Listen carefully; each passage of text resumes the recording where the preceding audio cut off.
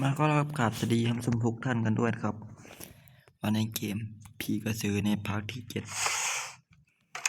ถ้าไม่แค่ลืมกดติดตามกดไลค์กดแชร์กับช่องถ้าเปิดเลยครับในพาร์ทที่7นะทุกคนคือผมจะไปดูว่ามีกี่ดวงนะเกมนี้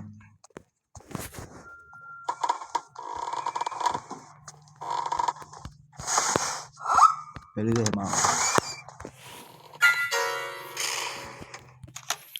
ถ้าใครไม่กดติดตามกดให้หน่อยถ้าใครไม่กดติดตามกดเดี๋ยวนี้เลยนะกดไลค์มาด้วยยังกดติดตามน้อยอยู่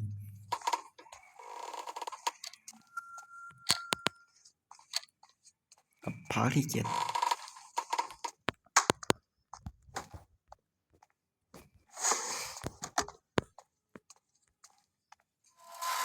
เกลือ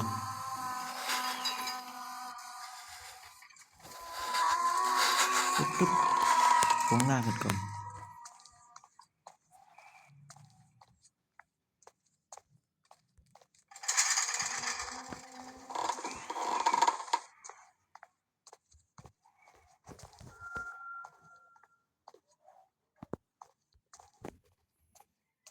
กับพาร์ทที่7กันนะทุกคนในคลิปนี้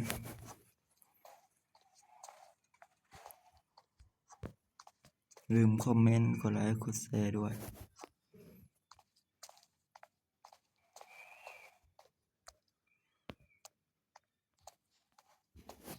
วันนี้ก็เลยถึงวันปีใหม่แล้วด้วย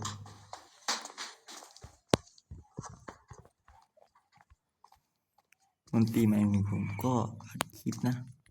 ปีใหม่เนี่ย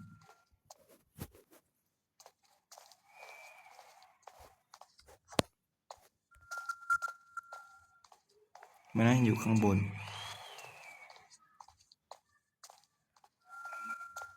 เกือบปะว่าหายพระเจ้าอยู่ข้างหน้าแตกมาดิไม่จริงตามมาดิมาทำมา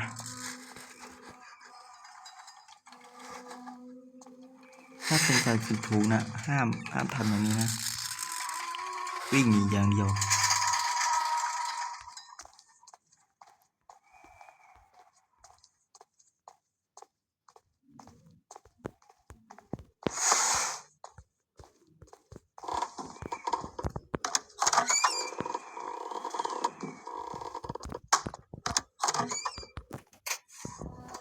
อยู่สลาอีปะโถคือเราต้องนางโคกไก่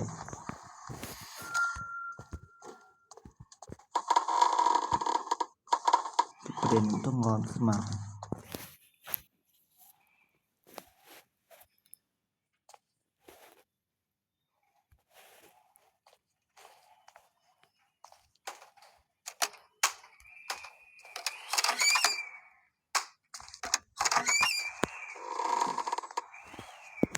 ลงล่างแล้ววะแต่ว่าเราไม่ลง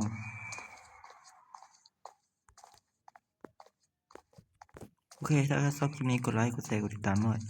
แล้วเรามาซื้อกันใหม่พี่หน้าพี่เดียวก็ตัวลาไปก่อนสวัสดีครับผมมันง่ายเกินไปไหมล่ะไปแล้วทุกคนอย่าลืมกดติดตามด้วยบ๊ายบาย